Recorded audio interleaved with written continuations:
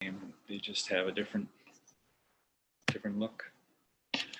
And now we're in duck hunting season and grouse season and bow hunting season, and I'm having a hard time doing anything but those three activities. There's a lot I would like to do, but this is a wood duck here, and I pluck all of the ducks I shoot, which is no one does it anymore, and everyone used to. But food is real easy to come by. It's cheap and it's everywhere, and people give it to you, and so it's just most people just cut the breasts out, and that's that, and that's fine. I'm not being judgmental. I'm just being realistic. It's a lot of work to sit down and pluck a bunch of ducks every day, but it's worth it for me because the fat is in the skin, just under the skin, and duck fat is maybe the best fat there is, and I think, and then there's the heart and the liver and the gizzard, and then I all the bones I save and cook down into stock, and then make soup or cook my wild rice in the bone broth. And right now I can't get enough duck liver for some reason. I never have really liked liver. Now I can't get enough liver. There's something, nutritionally, of course, it's one of the most nutritious animal foods there is. I've read that certain cultures would not even allow human hands to touch liver. They made special implements to touch the animal liver before to transport it and cook it and everything, because it was so powerful and such important food. And our culture has abandoned organ meats, and we just eat the muscle meat, and we're missing out on the most nutritious part of the animal. And on this diet, I can really tell my body wants it, and so it's been great. I bread it, slice it thin, bread it in some wild rice flour and spices, and fry it in duck fat or bear grease. Love it. And then kind of getting close to wrap up here, I've got some photos of tools. I've been trying to make more tools to get food as part of this experience. And so this is a ironwood tree or hop-horn beam that I cut. I'm splitting it in half. And I made a bow, long bow. And so this is just one way to test the even bend of it. It's tricky. Bow making, I think it's tricky. And I got a scale on it so I can see the poundage. So this is a 52-pound bow, and I just made some metal trade point broadheads. I've got some bone and stone broadheads that I've made, but I've never actually shot a deer with a homemade bow, and this year I'm going to try. And I thought I would, one step at a time. Next time I'll put my stone broadheads on. These are metal, and they're lashed on with deer sinew and a little bit of epoxy. And another implement that I'll be using this fall for food is me spinning nettle string. So these are from wood nettles, processed down, combed out, and I learned to spin from my friend Bruce Engebretson over in Osage, who's a master spinner and weaver. He taught me how to work with nettle. And so there's that. And then this is taking 3 strands this is my friend John Zazada. It's a 3-person job. He came over and helped us. Taking 3 strands of nettle thread and twisting them together into what they call a rope walk. Twisting it into string for making a gill net. And this is, we're kind of cruising through this here. This is me making basswood rope. So I have made a nettle gill net. And this is 3-strand basswood rope. And right now I'm making the 3rd strand. And this is an old Scandinavian rope making technique that I learned from a YouTube video. I'm just giving you a quick overview there, and so that's, and I'll show my net at the end of the slideshow. But this is pulling tulipy out of the ice with a modern net, monofilament net, on a lake nearby us. So another early winter, late November activity. It's a snow shovel. I'm kind of looking forward into winter harvest coming up here, and spearing northerns through the ice. I did make an antler decoy, and it fell off the string. It's at the bottom of the lake, so I got to make another antler spearing decoy, unfortunately. There's a snowshoe hare trail and a snowshoe hare snare. Some snowshoe hares. Winter food, and that's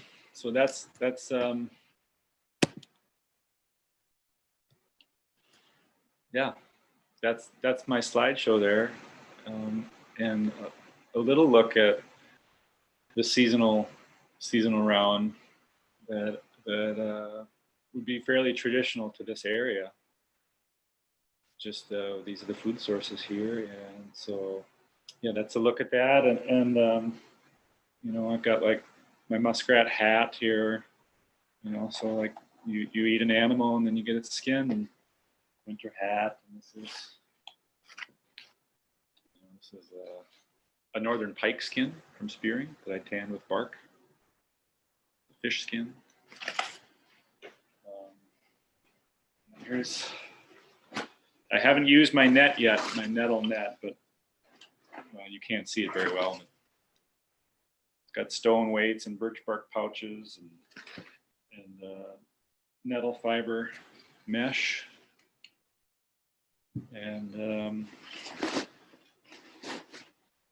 we'll see what happens. It probably won't catch fish like a modern monofilament gill net, but we'll see. And yeah, so I don't know if people have questions or thoughts, or how do you want to do it, Melinda? Well, thank you so much, Nate. This was awesome. What I've done is I've curated some of the questions in the chat. So the first one was, my son made maple sugar this year, but it has mold on it now, stored in a sealed glass jar. How do you keep the mold away? I've never heard of maple sugar having mold. Because there's no water in it. I mean, there's very little water in it. Occasionally syrup will mold because there's a lot of water in it still. So, boy, that sounds like a total mystery to me. Yeah, I've never had, I mean, set maple sugar on the counter or in a jar. I mean, it shouldn't mold. Perhaps it was too much moisture left in the sugar. Too much, but even then, think about brown sugar is pretty moist. I don't know. True. Do you render the fat from beaver for cooking? Oh, so yeah, I wanted to talk more about fat. Often I'll render the fat in the pan. I have not enjoyed beaver fat that I render down and save in a jar. Beaver fat's kind of smelly, let's face it. And if I'm serving beaver to people that are less adventurous in their palate, I'll cut all the fat out and make sure it's not an older beaver, a younger animal, and cut the fat out. And that's not a big deal. But if it's the winter and I'm in a wall tent and it's 20 below, the fat goes in the pan and you love it. So sometimes I'll render it down and then cook with that fat on the spot and then eat the cracklings. And do you even lift, bro? What's up, Dan? And the beaver tail is less strong tasting. So I render the fat out of the beaver tail, and then usually I don't save that. I just cook with it on the spot also. So skin the tail. And you know, here's a tan tail here, and I've got my knife as a beaver tail sheath on it, and so I use the tail leather and then cook down the fat. But a lot of the fat I utilize comes from bear, and a lot of Anishinaabe people wouldn't use that, being Bear Clan. However, it's a really delicious fat without that restriction. Thank you. We're going to go through a few more questions, but I'm going to launch one of our poll questions that we discussed earlier. So go ahead and answer that if it pops up on your screen. Meanwhile, Jean Marshall asks, once the blueberries are dry, how long does that stay good and how do you store it? Hi, Jean. Jean's awesome. Check her out. The blueberry leather, I don't think it would ever, it's kind of like maple sugar. It's got, you take the moisture out of things, and with sugars, the natural sugars in blueberries, it's preserved just like maple sugar. If you have too much moisture in it and you don't dry it thoroughly, then it can mold. But if it's dried thoroughly and it's sweet enough, it will keep indefinitely. So I roll it up, and I have a 2-gallon bucket, a little plastic bucket with a sealed lid, and I have a huge stack of it in there. I've kept it in just all sorts of whatever, and as long as it doesn't rehydrate too much, it'll keep for, I haven't had it go bad. Thank you. Caitlin Meyer asks, do you use the boiled fish water then after you cool it from the corn fertilization project? Oh, I just, when I cook the suckers down for the garden, I poured all the remaining liquid into the garden bed. If I know people that have cooked fish like that and then just poured liquid onto their plants, but since it was early spring, there was nothing growing, so I just poured it down into the soil as additional fertilizer, though it wouldn't stick around for long, I'm sure. But if you did have actively growing plants, as long as it wasn't too strong of a concentrate, you could pour on your plants and they'd take off with that. Thank you. All right, well, here's our first poll. It looks like pasta is the winner. Here's the results. Yeah. Only one person said ice cream. I'm surprised. I like ice cream. Whatever. Yeah. And what do you?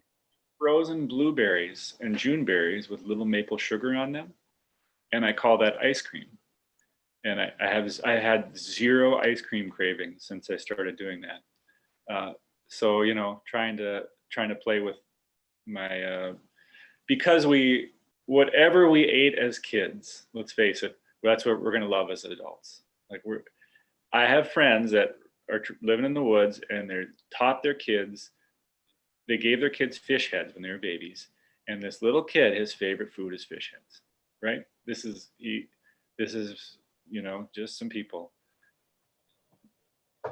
But so you try it with your kids if you want, or don't. I don't know, but and it's good. Fish heads are, everybody in eating a traditional diet loves fish heads because there's all the good stuff's in there. The moose nose, the moose nose. That's where the good stuff's at. It's in the moose nose. We don't eat the moose nose. We want to eat steak. But anyway, so I made ice cream with frozen blueberries and Juneberries with maple sugar. Sounds good. Do you make or consume any alcoholic beverages? And if not, do you miss beer or spirits? So I decided, like I said, when I started this, I was like, I'm not going to worry about what I drink or spices or salt. I just want it to be food. And so I've had some beer. I haven't had a beer for a month. I don't, I've never been a huge beer drinker, or at least not for quite a while. So, but I'm not, I never have necessarily cared about alcohol too much. So, but I guess I'm just making my own rules here. And I know there's calories in beer, but I'm just not getting too hung up about that. That is a great lead into our next question. Susan asks, did you lose a considerable amount of weight? At first I didn't, and then and I was able to maintain fine. And then once ricing season happened, I riced for 17 days, and it's incredibly, it's a lot. It's hard work if you've riced. And I had a hard time I lost a lot of weight. And I didn't realize it until somebody looked at me and was like, "You are skinny." They called me pencil neck. And my friend of mine, fortunately, not some random person, but and then the other guy laughed and called me hatchet ass. And so I realized I'd better eat. And so it was hard though. One way to lose weight is to eliminate refined carbohydrates from your diet. The best way to lose weight.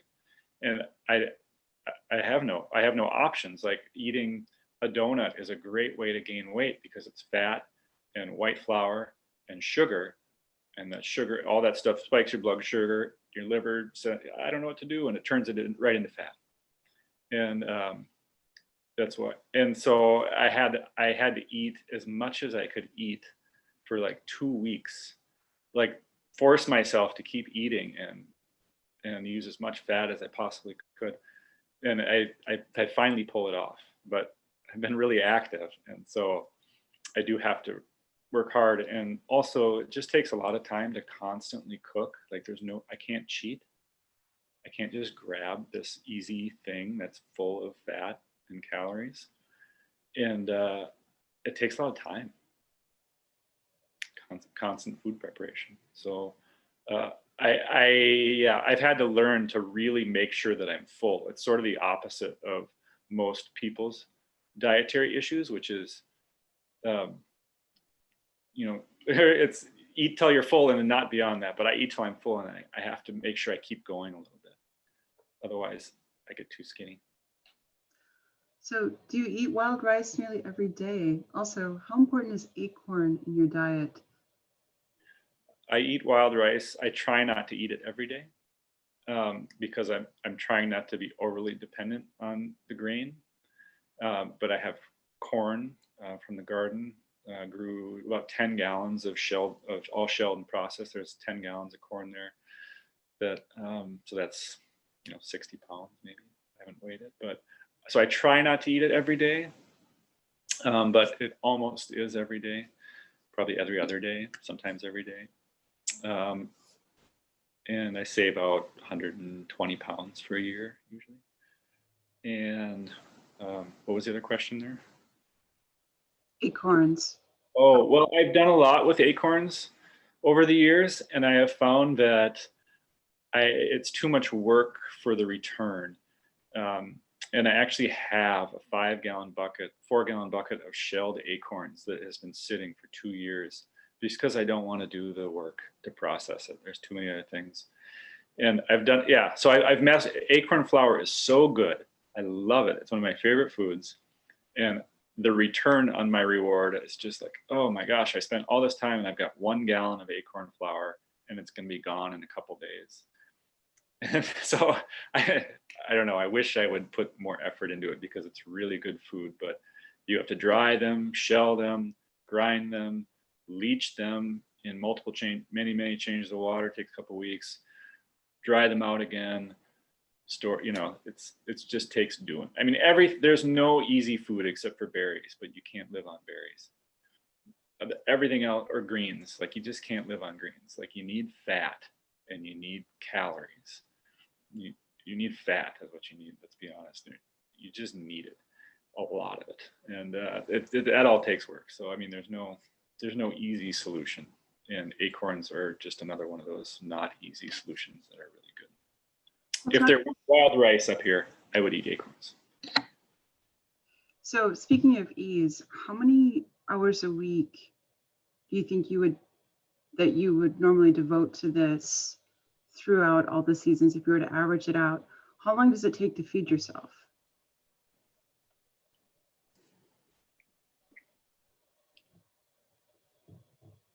I don't know. It's that, like right now, I'm doing a lot. I'm every day, 4 to 8 hours a day, I'm hunting. And in the summer, once the garden's in and the weeds are under control, it ain't a big deal, And then come trapping in winter. So, I mean, it's probably average, average 4 hours a day, 365 days a year. That'd be a guess. I don't know. But then there's 8 hours to do whatever you want. So Francois asks, regarding beaver, any secret to skin the tail? I tried once and could get the skin well enough for us. Yeah, I can offer you more detail, Francois, in personal communication too, but I keep meaning to take a picture series of this. People ask me this a lot. It's funny. But I just cut on either side of the tail and then you skin it out halfway. And then you just pull like as hard as you can, and then it just skins itself out the rest of the way. I do one half at a time. Just get it skin like anything, and just yank on it. And then I clean it off with a fillet knife. There's a layer of cartilage that looks like fat, but is not fat. It's actually skin, or not cartilage, it's skin. But you don't want to fillet that off. And then I scrape it and wash it and dish soap and get it really clean. Well, Steve asks a question after my own heart. Do you miss or ever think about coffee with cream? Oh, well, like I said, I'm not too worried about beverages, though I draw the line at dairy. I'm not buying any dairy. Just because there is a lot of fat in cream, and I love cream. And so I think I should not get involved with cream. And I'm not really a coffee drinker anyway, except when I'm around a lot of people drinking coffee. I just tend to drink it, and then I get addicted, and then I stop. So I have a tea blend I made with chaga, ground up chaga, toasted wild rice that's ground up, roasted dandelion root, and I keep meaning to add some different mushroom powders to it, but it has those roasty chaga, toasted wild rice that's been ground up, so you get that roasty, dark, rich aroma, and that's what I drink in the morning now, and that satisfies that bitter, roasty, hot beverage. But yeah, there's no cream, and I wish I had some cream in my coffee. And therefore I don't buy yogurt or cream. I don't make any food garbage. It's really nice, except I am running out of yogurt containers. That ubiquitous yogurt container for this and that. I don't have any anymore, so it's good because now it's making me be creative. I'm going to launch the second poll about how close does the audience eat to what you're eating. So there's a multiple choice question on which of these foods that he's mentioned do you eat? And then Corey asks, do you feel healthier? What things do you notice most on this diet? I feel very healthy, and I can't say if I feel healthier or not because it's not too much of a stretch from what I had been doing. I think I'm noticing what's important to me. That's when I was talking about cooking bone broth, cooking fish, making fish stock, eating livers and hearts. I noticed that I really like them more now than I did before. And I'm sure that's just this physical response to getting things that your body wants. I think the weight issue is so interesting to me because, I can eat and eat, and I see pictures, like really old pictures of indigenous or drawings of indigenous people, and there's not a scrap of fat on them. They're nothing but muscle. And I don't look like that. The muscle part, no, but I can see why eating just off the land, your body would not be inclined to gain weight. You eat what you need, but it's without this cheap, available everywhere sugar, flour, corn syrup, fat. It's the world is the diet. The body is a different place. And I'm enjoying learning about it. Jessica asks, How do you till your garden and keep animals out, especially if you use fish for fertilizing? Well, part of the fish method was to cook it and bury it in a trench. So there was no exposed fish parts. Cooked fish would decompose faster, was my friend's who's done this before, his suggestion, and I think he's right. Also have a fence, a garden fence, and have trapped some raccoons out of the corn patch this fall, but it keeps the deer out. And as far as tilling, we just use hand forks and use a permanent beds. So there are permanent pathways. There's no boards or anything like that. But this is where the garden bed is, 3 feet wide, 40 feet long, 1 foot, 16-inch path, 3 feet, and all we do is just hand fork it. And really, I'm really maniacal about weeds. So there's no weed issues. After a few years, you just don't have to worry about weeds as much. It's that when you use the tiller, and then by the end of the season, this is a very common garden, you till it up in the spring, by the end of the season, it's covered in weeds and grass. All those things have dropped their seed in your garden. And you have no choice but to till it under. Otherwise, you can't plant a garden into grass and weeds. But if you come look at our garden, it's just the crops that are there. There's no weeds at all. So once you pull the corn stalks out or the whatever else, then you're just looking at dirt or the carrots. Once the carrots are gone, you're just ready to plant. Mm-hmm. It pays off, and I kind of like weeding, just because I know the rewards. Oh.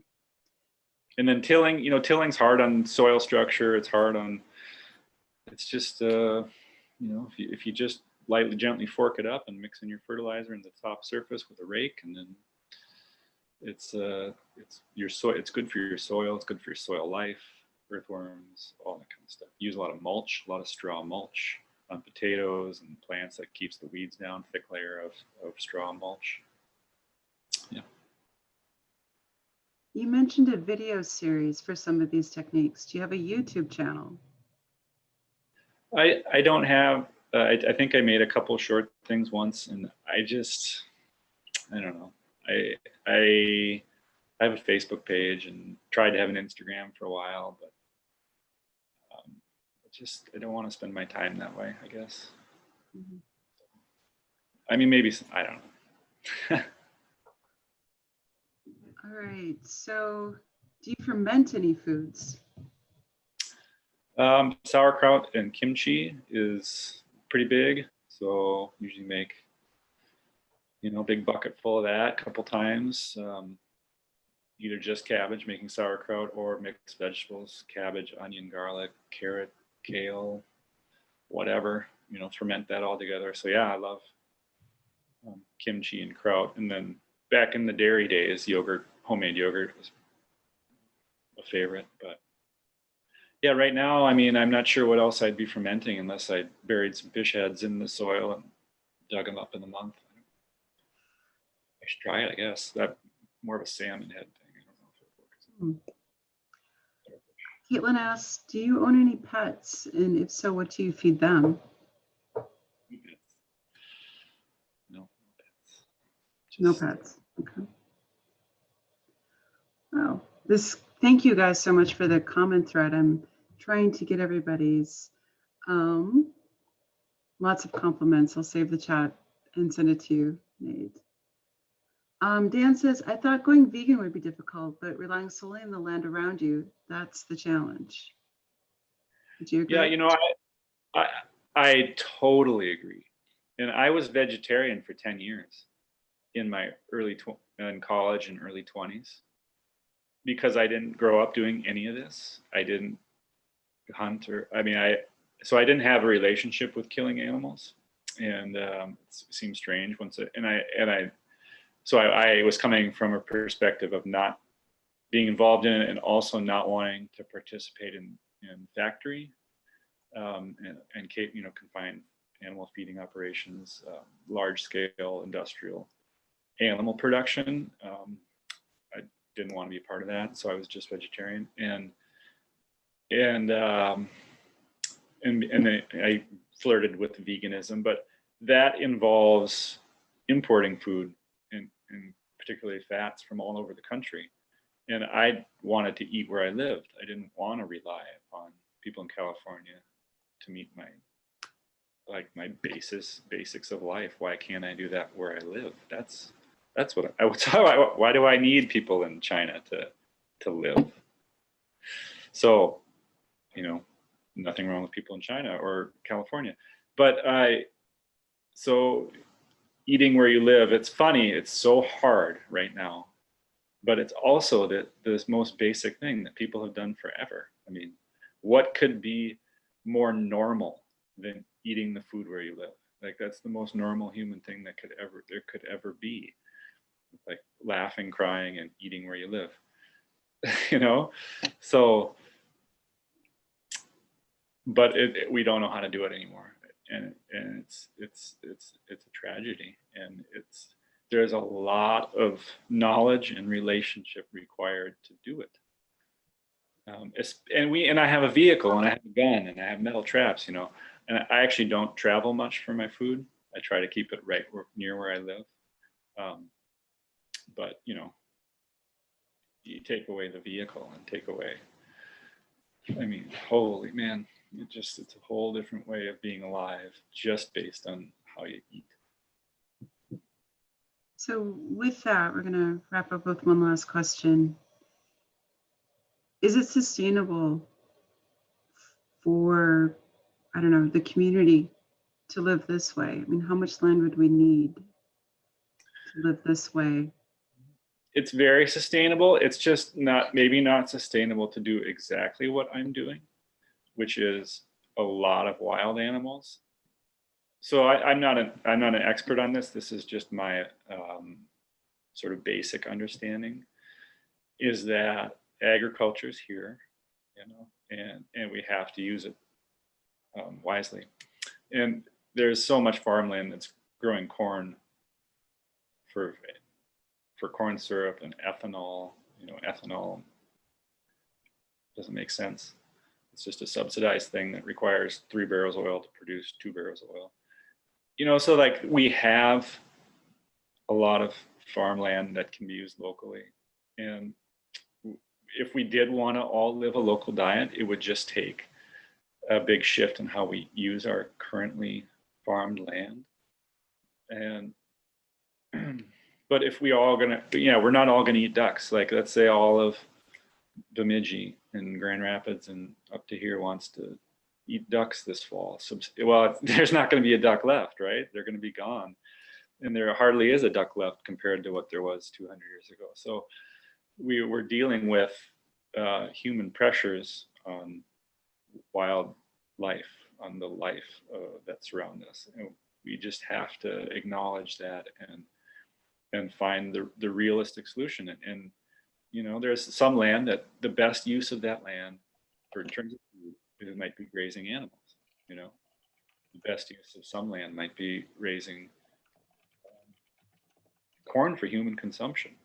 My family friends, they have farmed 2,000 acres, and I've helped that farm when I was 20 years ago. I helped till, and there's so much food but it's just a lot of it's all export. That's just how farm works. It goes off to Italy, or it goes to who knows where, and it's feeding animals. I mean, I guess what I'm getting at, like, it's there, it's being used, and we would just have to creatively reimagine it. And the hard part is we live in an economic society, and we don't, unless we needed to grow our own food, we're not gonna, because we're gonna respond to economics, which is making the money to pay for what we do. So I think it's all super possible. It's just the societal will. I don't know how we would ever harness that unless we had to. Thank you so much, Nate. I think we're going to cut it here. I'll save the chat so that you have a chance to perhaps respond in person with some of our folks. I can get messages back to students. Anyway, thank you so much for such a large active audience. Miigwech, oh, that second poll, did we see the results? Okay. Wild rice. Yeah, There it is. no surprise there. Amazing food. Yeah. A lot of people eat some of this stuff. So thank you, Nate. Good Yeah, job. Really appreciate that knowledge. yeah. And again, Leech Lake is very pleased to have all you guys come and listen with us. And we'll have another Lunch and Learn soon. Miigwech, Kikawabaman, you. Well,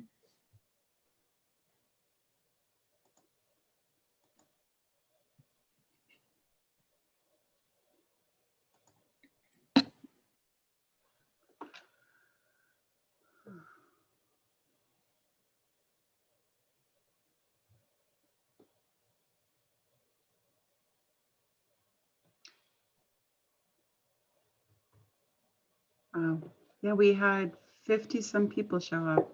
Unfortunately, I think at some point I hit recording, but it didn't take. I must have not hit the second button.